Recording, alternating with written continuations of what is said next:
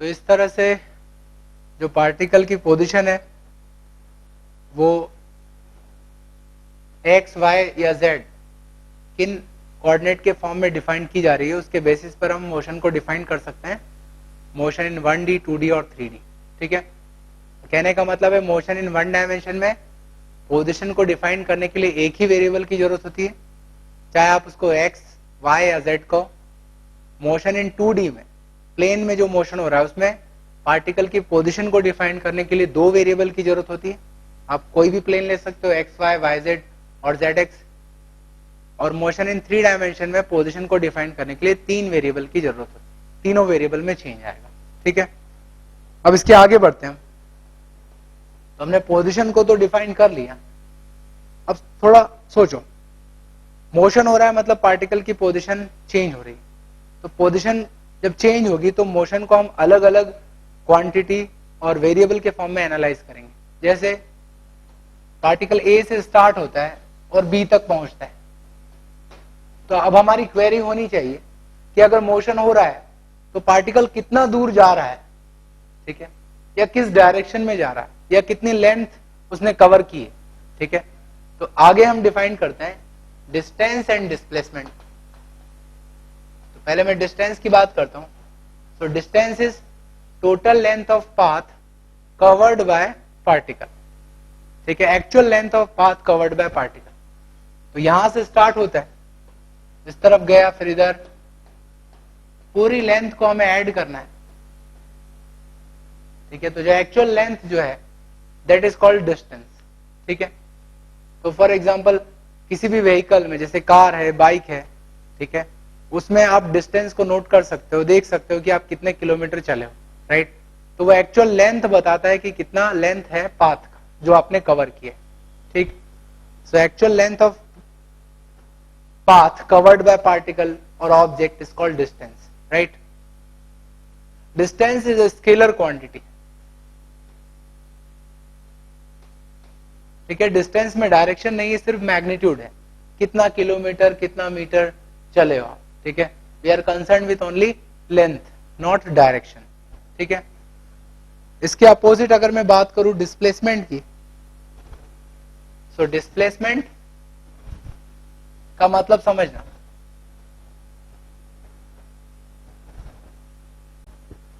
Particle की शुरुआत हुई है ए से और पहुंचा है बी तक, तो displacement is shortest distance between initial and final point. Initial and final point, यह है इनिशियल पॉइंट या initial position, and B is final position. ठीक है, सो ए और बी के बीच में जो शॉर्टेस्ट रूट है, शॉर्टेस्ट जो लेंथ होगी, डिस्टेंस होगी, दैट इज कॉल्ड डिस्प्लेसमेंट। तो शॉर्टेस्ट का मतलब क्या है, अगर आप ए से बी तक सीधे जाओगे direct, then that is called displacement. तो ये डिस्प्लेसमेंट है। ठीक है, now displacement is a vector quantity, right. Displacement is a vector quantity.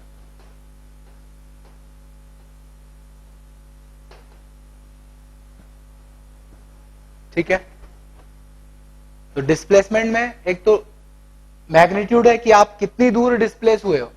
तो मान लो ए से 20 मीटर डिस्प्लेस होके बी पर पहुंच गए, तो ये जो लेंथ है that is 20 meter, that is magnitude.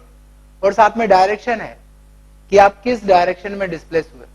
तो मान लो ये डायरेक्शन नॉर्थ है, तो आप ए से बी तक 20 मीटर नॉर्थ डायरेक्शन में डिस्प्लेस हुए।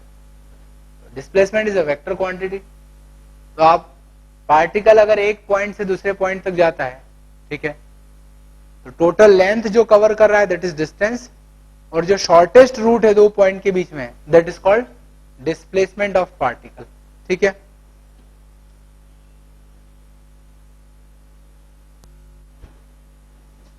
डिस्प्लेसमेंट वेक्टर क्वांटिटी है।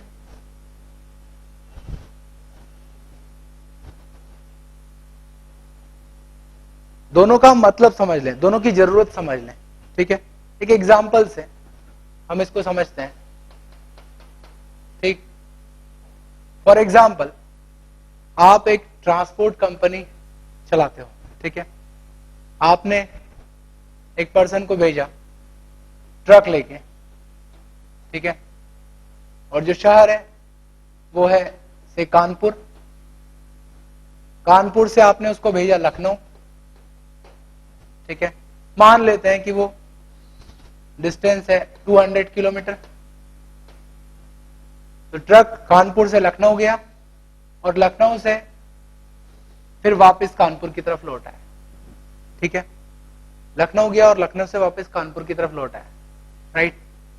अब समझना, इस पूरी जर्नी में डिस्टेंस कितनी हो गई? So distance covered by truck is 400 kilometre, 400 kilometre चला है। और डिस्प्लेसमेंट कितना है? डिस्प्लेसमेंट इज 0 में, क्योंकि जहां से शुरुआत हुई घूम फिर के वापस वहीं आ गया, तो टोटल डिस्प्लेसमेंट 0 हो गया। तो आप बताओ, एज ए ट्रक ऑनर आप किसमें इंटरेस्टेड होंगे, डिस्टेंस में या डिस्प्लेसमेंट? आपका इंटरेस्ट होगा डिस्टेंस में, क्योंकि जितनी ज्यादा डिस्टेंस चलेगा उतना ज्यादा फ्यूल लगेगा, so you are concern with fuel, so आपको डिस्टेंस में इंटरेस्ट है, ठीक है। तो डिस्टेंस एज ए क्वांटिटी का यहां पर मीनिंग है, डिस्प्लेसमेंट का मीनिंग नहीं है, ठीक है। बट यही अगर हम दूसरा एक प्रॉब्लम देखें,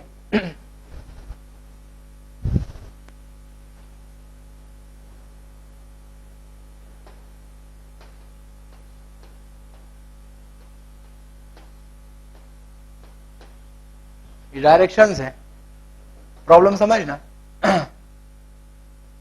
ये आपका घर है, ठीक है, और घर में एक छोटा भाई है, मान लो वो 3 साल का है, ठीक है, वो घर के बाहर खेलता है, खेलने निकलता है और उसको पता नहीं चलता और वो काफी दूर पहुंच जाता है, गुम जाता है, ठीक।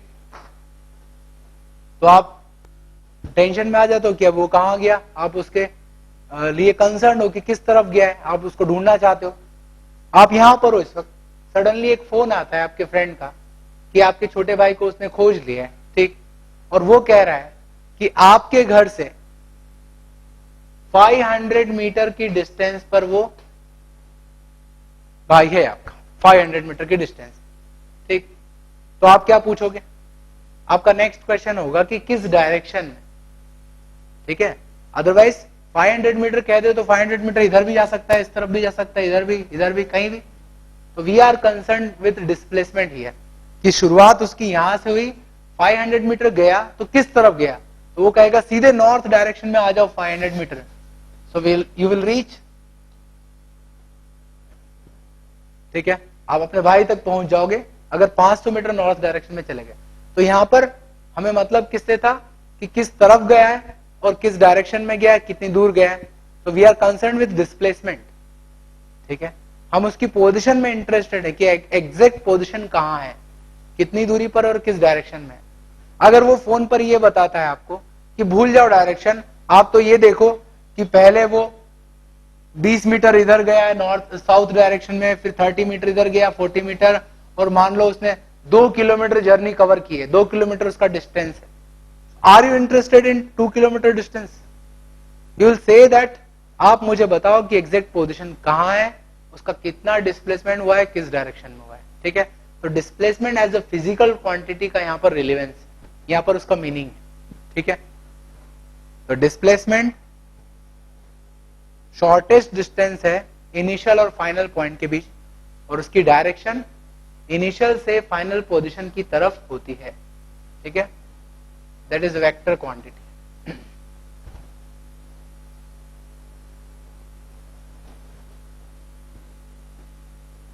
एक एग्जांपल लेते हैं।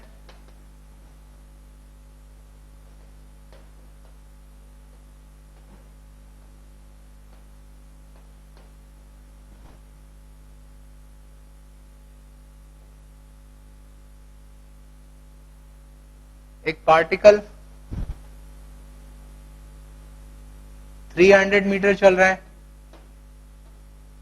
टुवर्ड्स ईस्ट, ईस्ट की तरफ 300 मीटर चला, then 400 meter towards north,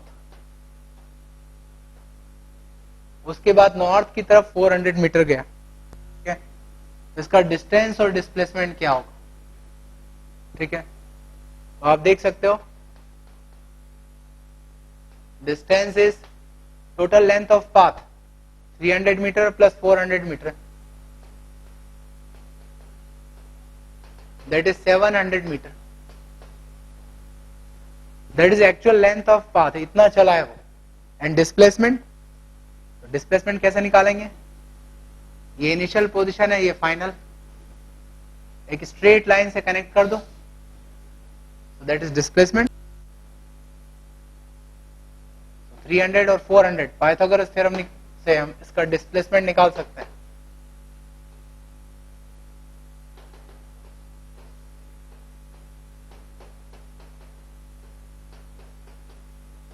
that is 500 meter, 500 meter displacement. 500 meter किस डायरेक्शन में है उसमें भी हमें मतलब है, तो डायरेक्शन भी निकाली जा सकती है। मान लो कि ये एंगल थीटा है, आप देख सकते हो इस ट्रायंगल में tan थीटा होगा 4/3 परपेंडिकुलर और बेस का रेशियो। तो ये लिखने का तरीका होता है मैथमेटिक्स में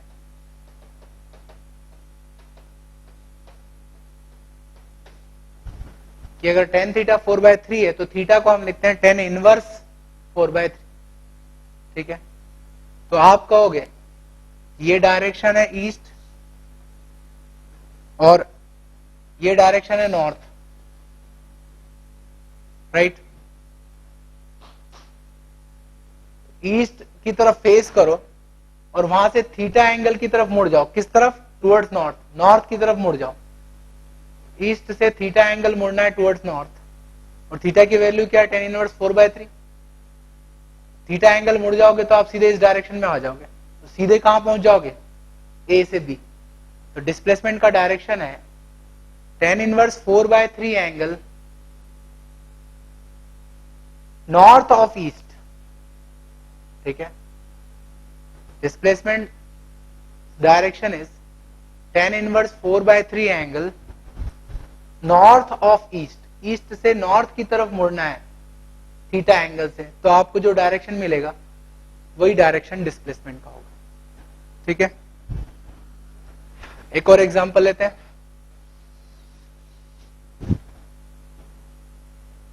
एक पर्सन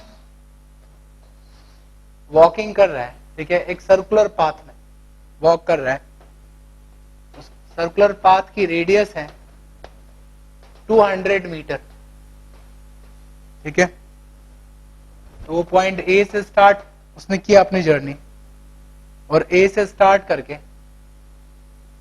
वो पहुंच गया जस्ट अपोजिट पॉइंट बी। तो सेमी सर्कुलर पाथ कवर करके वो बी पर पहुंच गया, ठीक है। So what is distance and displacement, कितना डिस्टेंस कवर किया उसने, तो डिस्टेंस कितना होगा, length of this semi circle, ये होगा pi R, that means 200 pi metre. और डिस्प्लेसमेंट, तो ये इनिशियल पोजीशन है और ये फाइनल, इनको सीधे स्ट्रेट लाइन से जोड़ दो तो डायमीटर के बराबर होगा ये। तो डिस्प्लेसमेंट इज 400 मीटर और वेक्टर है तो आप उसकी डायरेक्शन बता सकते हो टुवर्ड्स वेस्ट, ठीक है। 400 meter towards west, that is displacement. अगर ये पर्सन वॉक करके 3/4 सर्कल कंप्लीट करता है, दैट इज वो यहां से शुरुआत कर रहा है ए से,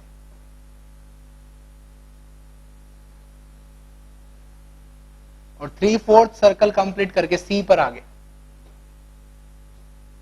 ठीक है। So what is distance and displacement covered by particle, person ने कितना डिस्टेंस कवर किया, तो डिस्टेंस पूरे सर्कल का लेंथ 2 पाई आर है, तो 3/4 सर्कल टोटल सर्कल को अगर आप 4 पार्ट में डिवाइड करो, इक्वल पार्ट में, तो ये होगा 1 पार्ट, 2, 3 और 4। टोटल लेंथ 2 पाई आर है, तो एक पार्ट की लेंथ क्या होगी? ये होगी पाई आर बाय 2, ये भी पाई आर बाय 2 और ये भी पाई आर बाय 2, तो डिस्टेंस हो गया 3/2 पाई आर, ठीक है, दैट इज 300 पाई मीटर। ये डिस्टेंस कवर किया।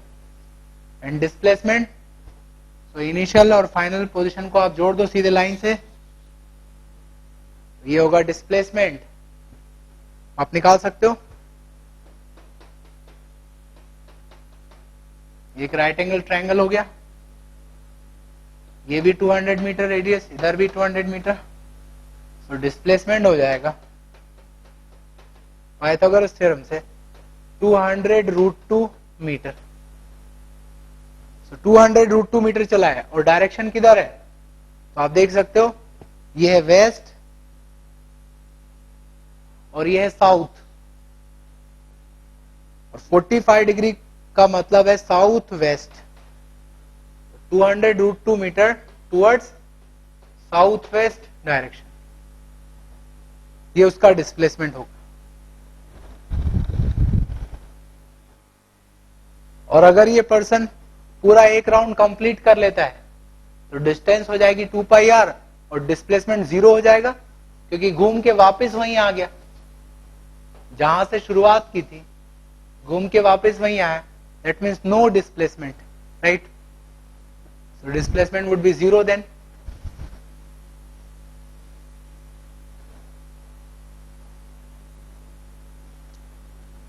एक और एग्जांपल लेते हैं।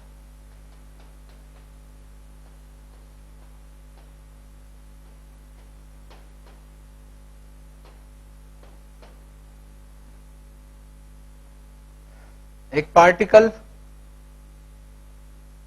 ए से स्टार्ट करता है,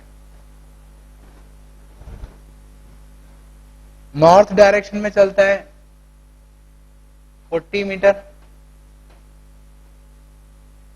फिर ईस्ट डायरेक्शन में 30 मीटर, बी पर पहुंचता है, north 40, then east 30 metre.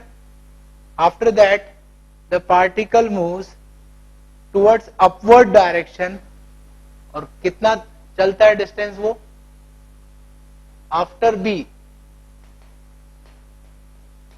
it goes 120 meter in upward direction.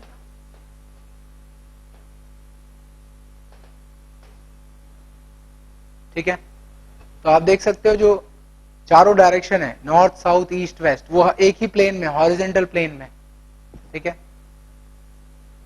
तो नॉर्थ और ईस्ट ये तो एक ही प्लेन में था, नॉर्थ में गया होगा और फिर ईस्ट में गया होगा, बट अपवर्ड डायरेक्शन मतलब उस प्लेन के फिर ऊपर आया होगा। तो 3 डायमेंशनल प्रॉब्लम है ये। मान लो इस तरफ नॉर्थ है, इधर गया आगे, फिर ईस्ट की तरफ गया और उसके बाद फिर ऊपर की तरफ उठा, ठीक है। इसका डिस्टेंस और डिस्प्लेसमेंट बताना है। डिस्टेंस कितना होगा? Total length 40 plus 30 plus 120, right, that is 190 meter. और डिस्प्लेसमेंट, तो अगर आप चारों डायरेक्शन को इस प्लेन में शो कर रहे हो तो अपवर्ड डायरेक्शन बाहर की तरफ हो जाएगा, समझ रहे हो ना। एक्चुअल में चारों डायरेक्शन हॉरिजॉन्टल प्लेन में है, तो इस बोर्ड को ऐसा रखो तो आपको चारों डायरेक्शन मिल जाएगी बोर्ड में, और अपवर्ड ऊपर है। अब बोर्ड को अगर आप वापिस अब वैसे ही रखोगे तो अपवर्ड डायरेक्शन बाहर की तरफ आएगी, नॉर्थ ईस्ट और फिर 120 मीटर अपवर्ड डायरेक्शन, मतलब यहां आ गए। डिस्प्लेसमेंट देखोगे तो ये इनिशियल पॉइंट है और ये फाइनल, तो आप इन दोनों को जोड़ दो तो ये स्ट्रेट लाइन होगी, ठीक। अब जरा ध्यान से समझो, आप पहले ए से बी का डिस्प्लेसमेंट निकालो, तो पाइथागोरस से मिल जाएगा 30 40 मतलब ये होगा 50, उसके बाद समझना, आप इसके हॉरिजेंटल प्लेन में ही इमेजिन करो, आप ए से बी चले जाओ सीधे, तो हॉरिजेंटल प्लेन में ही कोई लाइन होगी, तो 50 मीटर गए आप उस लाइन में, और उसके बाद फिर ऊपर की तरफ चलना है, तो 120 मीटर ऊपर, तो ए बी लाइन और अपवर्ड लाइन जो है दोनों के बीच में 90 डिग्री का एंगल है। Line A B horizontal plane में है और अपवर्ड डायरेक्शन उसके नॉर्मल डायरेक्शन में होगी, परपेंडिकुलर होगी, तो ए बी को और अपवर्ड डायरेक्शन को 90 डिग्री पर अगर आप देख सकते हो तो आप समझोगे ये हो गया ए बी, और यहां से अपवर्ड ए बी हो गया 50 मीटर और ये हो गया 120 मीटर। ये पॉइंट मैंने ले लिया सी, दोनों के बीच में एंगल 90 डिग्री है। तो आपको तो डिस्प्लेसमेंट निकालना है इनिशियल से फाइनल पोजीशन तक, ठीक है। ये होगा डिस्प्लेसमेंट 50 और 120, अगेन पाइथागोरस थ्योरम लगाओ, डिस्प्लेसमेंट आपको मिल जाएगा 130 मीटर, ठीक है।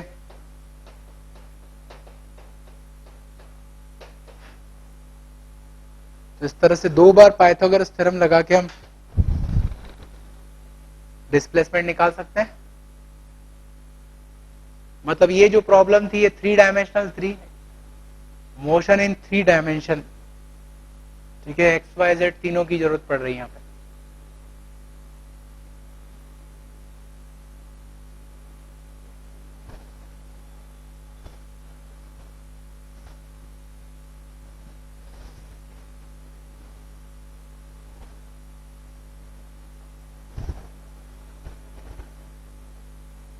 एक और एग्जांपल लेते हैं।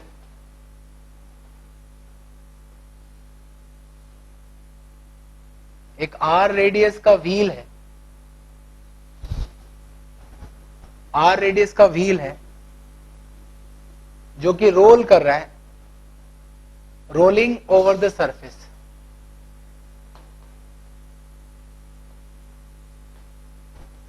जो व्हील है वो सरफेस पर रोल कर रहा है। तो एक राउंड के बाद ये जो पॉइंट है जो कि कांटेक्ट पे था ए, इसका टोटल डिस्प्लेसमेंट कितना होगा ये आपको बताना है। जब ये व्हील एक राउंड कंप्लीट कर लेगा तो एक राउंड के बाद कितना डिस्प्लेसमेंट होगा इस पॉइंट का, पॉइंट ए। तो आप देखो जब रोल करेगा तो ये घूमता भी और आगे की तरफ भी जाता है। एक राउंड के बाद क्या होगा देखो, इसके जस्ट अपोजिट में ले रहा हूं बी, ऐसा टर्न हो रहा है, ठीक है। अब देखो समझना रोलिंग होती कैसे, रोलिंग विदाउट स्लिपिंग। तो जैसे जैसे नीचे आएगा, आप इमेजिन करो अगर मैं एक धागे को बांध देता हूं बी से ए तक, और जैसे जैसे आ रहा है वैसे वैसे धागा जो है वो चिपकते जाएगा ग्राउंड से। मान लो चिपकता गया तो होगा क्या, जब ये घूमेगा तो ये धागा चिपकेगा, तो जब ये आधा घूम लेगा तो उसके बाद ये धागा ग्राउंड पे पूरा ही चिपक जाएगा। तो हाफ राउंड के बाद आप देख सकते हो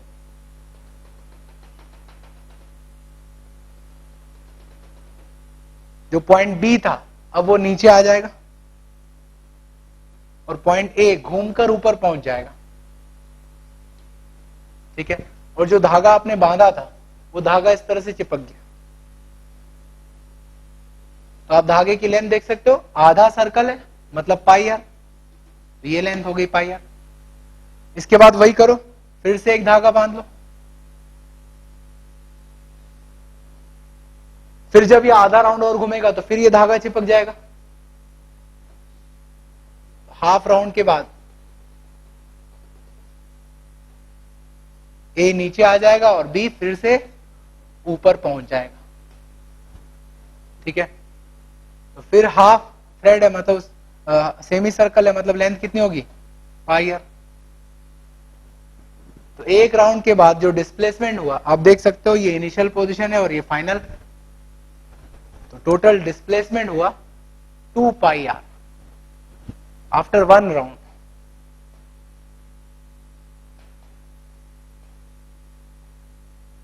Displacement is 2 पाई आर। और अगर हमें हाफ राउंड के बाद निकालना होता तो हाफ राउंड के बाद ये यहां पहुंच गया, ये लेंथ है पाई आर और ये लेंथ होती 2 आर। तो डिस्प्लेसमेंट इनिशियल और फाइनल पोजीशन सीधे जोड़ दो लाइंस, 2 आर और पाई आर 90 डिग्री मतलब अगर थ्योरम लगाओ आफ्टर हाफ राउंड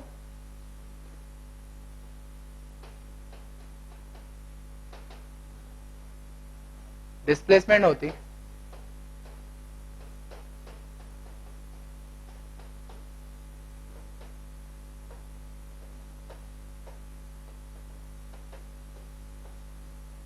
ये उसका डिस्प्लेसमेंट होता है। ठीक है।